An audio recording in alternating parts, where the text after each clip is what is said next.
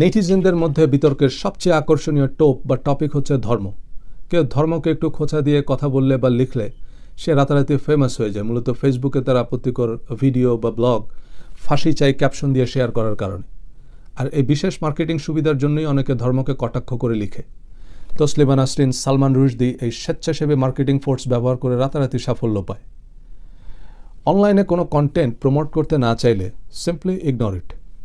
No angry emoji, no comment, no share, no ফাঁসি চাই। প্রখ্যাত মার্কেটিং গুরু এলরিস দারুণভাবে বলেছেন, the moment you debate your opponents you create an impression that they have a legitimate arguments. অর্থাৎ আপনি যখনই আপনার প্রতিপক্ষের সাথে তর্কে জড়াবেন, আপনি দৃশ্যত মেনে নিচ্ছেন যে তাদের বক্তব্যে যথেষ্ট যুক্তি আছে। তাই আশা করি ভবিষ্যতে অনলাইনে কিছু শেয়ার করার আগে ভেবে দেখবেন।